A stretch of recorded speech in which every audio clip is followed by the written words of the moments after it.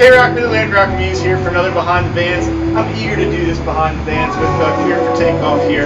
I'm going to tell you something. They are one of the best, we travel all over the country, one of the best unsigned bands I have seen anywhere. Why you guys are not signed to a label yet, I don't know.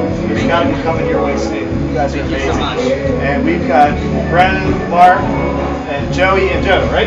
Right. So you guys have a reasonably new album. I think it was April, came out, Line of Fire. I want to ask you about the song Seeing is Believing. Can you tell me the story behind it? Sure. So, Seeing is Believing is basically about the notion that we, as humans, really, I think, can be better people, and striving to be the best person that you can possibly be.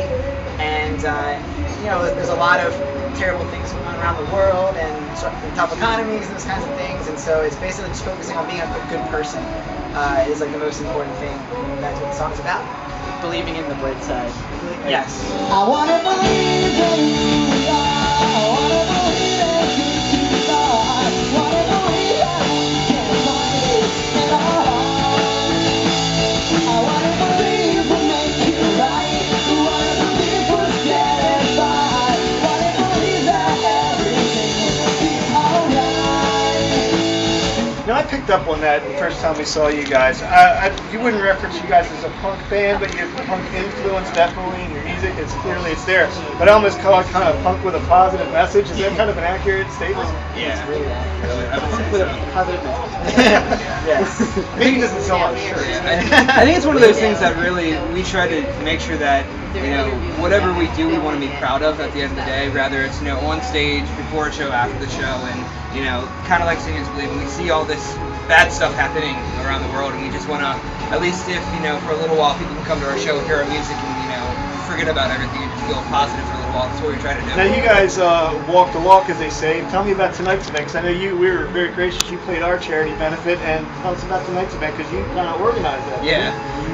So every year we talk about doing something big and huge, and time gets away, and we end up giving to this charity or that food drive or something like that. And we really decided this year that we wanted to go all out. So we teamed up with one of my really good friends, Nelly Zecco, and we decided to put on a holiday rock show, and all the benefits from the rock show are going to the Johns Hopkins Children's Center. And we started out just an idea to have some bands playing, sell some tickets, and then we got an idea to have a silent auction, and it just kind of snowballed from there. And all sorts of no pun intended, but all sorts of businesses around Baltimore and Ocean City and all around Maryland have really given us an opportunity to put some great items out there. And we just found out that we sold over $680 worth of the items to go to Johns Hopkins. You guys do a lot of music videos, and I wanted to ask you about them, because I kind of mentioned at this point you're not a signed band, but you managed to put out some incredible music videos. How does that happen? Thank you. I guess that's how it I'd happens. say this guy would take the question right there. Well, and also myself and Joe both went to film school, and we just enjoy. We have some cameras and stuff and lights, and we enjoy putting all that together. And that's a very humble answer. Tell us about the video for 2nd Street, because for those that haven't seen it, check it out. Can you give us the story and what we'll see in that video? 2nd Street, Part 1. Was actually back when I went to school. It was my senior film project, and it turned into eventually what you see now. I had another band I was with that I wrote the song with, and that band didn't quite work out, but then it carried over to For Takeoff. And so the narrative part you see is actually shot on 16mm film. And it kind of tells the story of a character set in the 1950s who gets jumped by a greaser gang, I guess is what you call it. Can't trust greasers. And, No. It's just kind of based on, obviously I didn't get jumped by a greaser gang, but it's based on something that happened to me in Baltimore City. But I didn't get hurt badly or anything. He wasn't around in the 50s, so it wasn't a greaser gang. The cool thing I love about your song, well, a couple things for those who don't know your band. I want to talk about Brendan and Mark's vocals for a minute. Now, one of the unique things I love bands that do is you guys go back and forth on any given song. You're going to sing a line, you're going to sing a line. I love the harmonies in your band. How does that happen when you're writing? How do you figure out who's going to sing what part? it's weird because it's always different. Yeah, it kind of just morphs, really. Yeah, like he'll either have the majority of a song done and come to me and we'll like work out the rest, or vice versa, or we're just hanging out one day and this kind of 50-50 thing happens, and sometimes bodily movements happen. Yeah, we were writing "It Takes Two to Make an Accident," and it's funny because like I had pretty much most of the song written except for I really wanted a catchy chorus line. And we were just playing the chords over and over again, and we were humming, and all of a sudden Brennan's like, "Something's happening to me," and like he just came out with this this line, and like the melody line came out, and then we just from there I just put lyrics to it, and it formed into what it is now.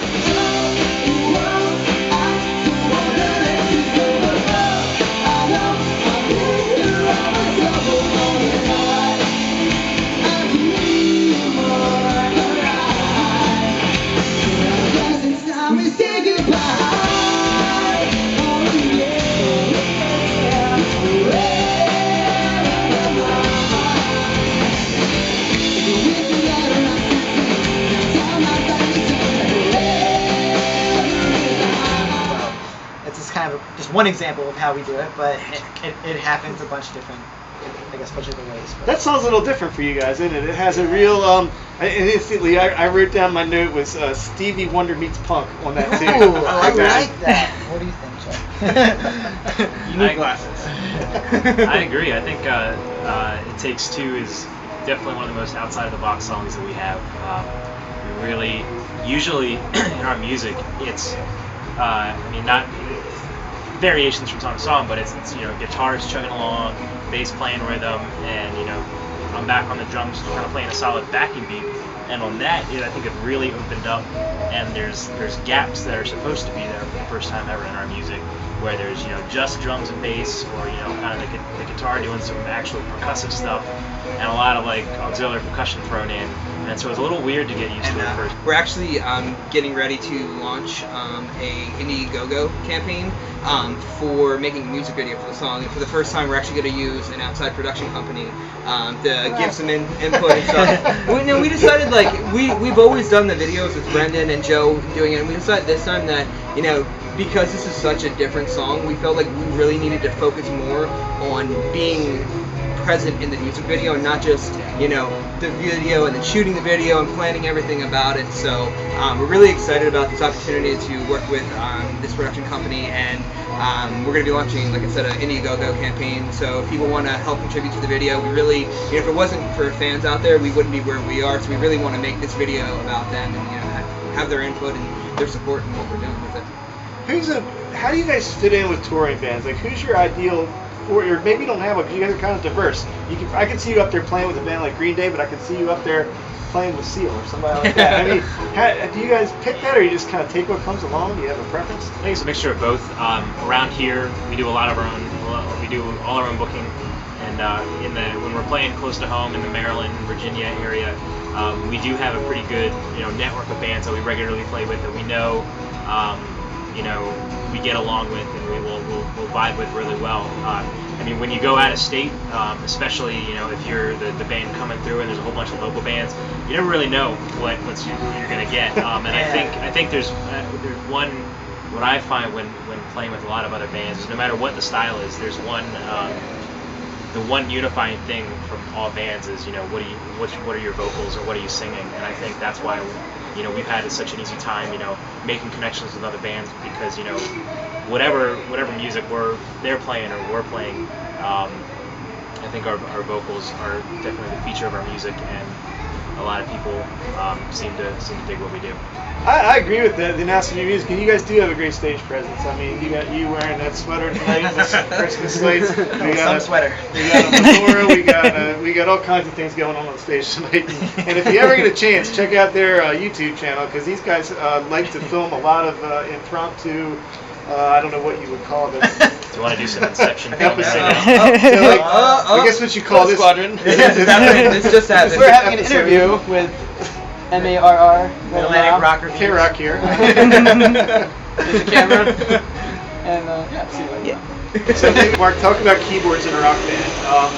In a lot of bands, they're off in the corner in the background. You're dead center front, and it's a huge part of your music. Can you tell us?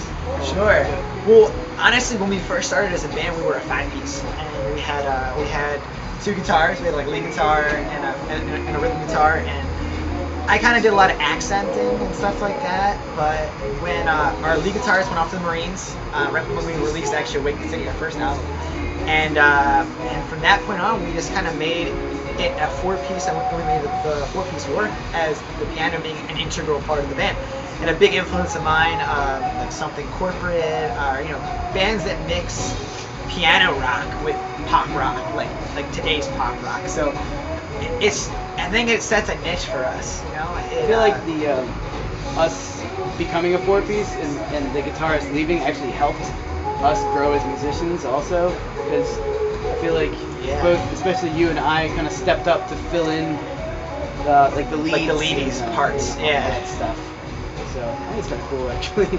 And what I really love about the piano is just where it kind of lets us fit in with the other bands around today. We show up at these gigs and like people are bringing out like their double necks and they're flying V's, and we're these regular clean cut looking guys showing up with a piano and then but the way Mark and Brennan have been able to make it kind of gel together by like playing music that fits in with what we want to do right now, what's in the scene, but kind of taking our influence from like other bands that have made a lead piano work like in a like a full rock setting, full on like amplified rock setting, like late Beatles, Abbey Road stuff, and Queen in the 80s.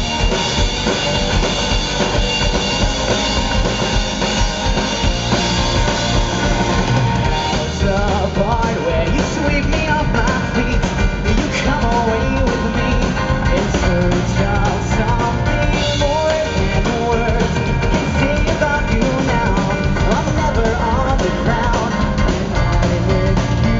Let's go right away from here. Let's go.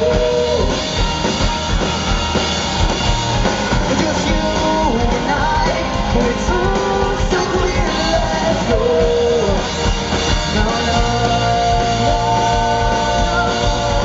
no. So what's 2013 have heading you guys at the beginning of the year? What's coming out for you guys? Start 2013. We have for the first time in a while, we don't have any in Baltimore or like local shows booked. We have a handful of shows booked outside of and down in Virginia, up in PA, a couple places. So we're really excited that 2013 is really going to be the year that we're going to try to branch out more. We're still going to be around Baltimore as much as we can, but we really want to increase the amount of shows we're playing, especially out of state, because if we're not doing that, we're limiting how many people are knowing about us. So. Well, I want to encourage everybody in the Marr Rock Army, you've got to check out Clear for Takeoff. I said at the beginning, they're a band that you want to keep an eye on, because I'm confident as they move up and down the East Coast, they're going to be steamroller and fans. We are big supporters of this band. I love their music. I love both their albums. So go check out Clear for Takeoff. Where's the best spot to find you guys? Your YouTube? YouTube's great, which is at CFT Band. We have cftband.com. Yeah, you can get to everything from there. And Facebook.com/clearfortakeoff is a great place because that has everything too. So we're on Twitter. We're give pretty us a much Google. everywhere. Give us a Google and you'll Give us a find Google. all of the Use the websites you Googler. need. Takeoff. And both albums are on iTunes. You can get Wake the City, and you can also get the new album, which is entitled Line of Fire. Line of Fire. You can get both of those on iTunes. So the second one's a bargain. I think it's like $6, something like that. So check that out. This is Clear for Takeoff. I'm K-Rock from Mid-Atlantic Rock Reviews. We want to thank them for being on Behind the Bands. Thanks for having us. Thanks for having us.